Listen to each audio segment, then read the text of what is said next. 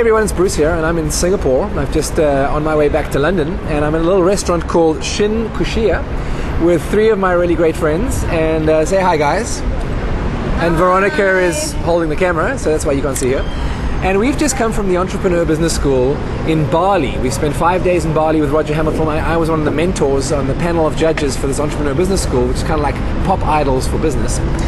And Roger Hamilton, the guy who's leading the course, and one of my mentors, taught an incredible distinction about attraction. And I want to share it with you in this quick video.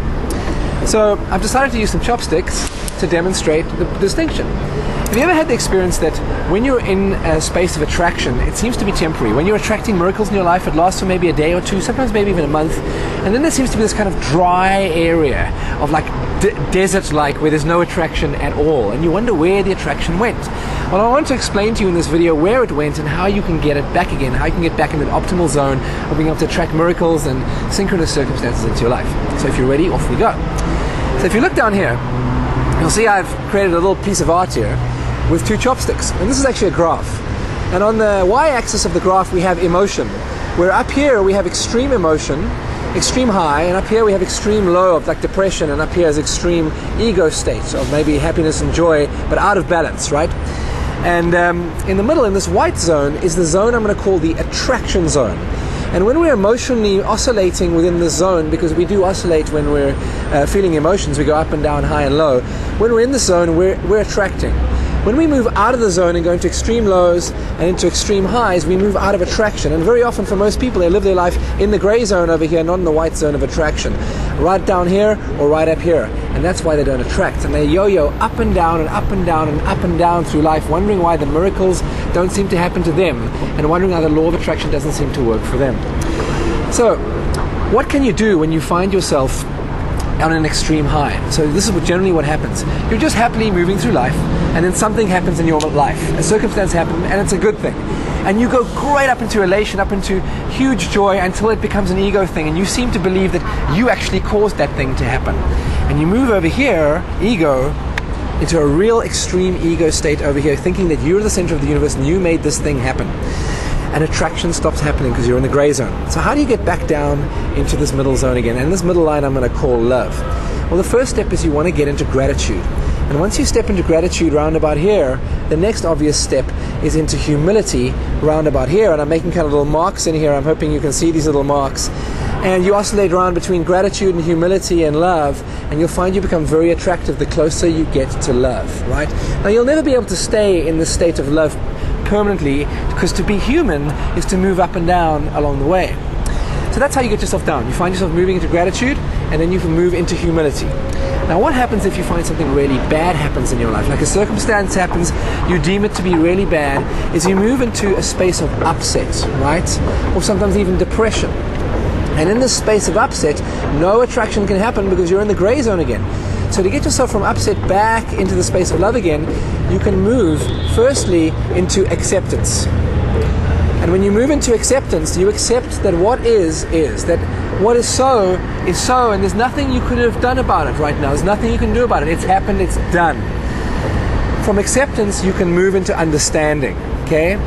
And when you move into understanding, what you begin to understand is that it couldn't have been any way, that this is life, that what is. And you understand that, accept that, and then you can move back into love. So, next time you find yourself being upset or being extremely high, instead of oscillating up here for too long, why not take yourself immediately to gratitude and then to humility and back to love? Or when you find yourself being depressed, why not take yourself immediately to acceptance and then to understanding, and you'll move much faster back into the attraction zone and begin attracting miracles to you and magic and synchronicity again. And what you'll find is when you spend a lot of time in the white zone, in the attraction zone, you move into a space where you start to fulfill your destiny, where you start to attract your destiny, where miracles become a way of life. And what we're going to call that is the state of flow, or a state of grace, or a state of attraction. So what's the point? How is this useful to you? Well, next time you find that something bad happens in your life and you notice yourself going down into upset, you can feel the upset coming on, feeling yourself getting upset, you don't have to go all the way down to extreme upset. What happens is you can move straight from the center line, straight here to acceptance, and then move up from acceptance to understanding and back into love. You don't have to go all the way down here and spend this horrible time in upset, right?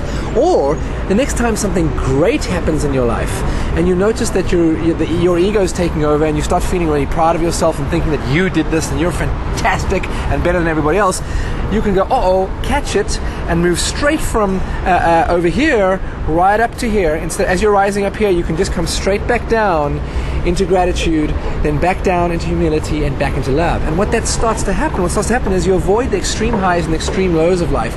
Your life stops being this huge roller coaster that seems to be out of control, and you begin to get some semblance of control of your emotions back in life. And if you look at anybody who's been hugely successful in life, you very rarely see them going from extreme highs to extreme lows.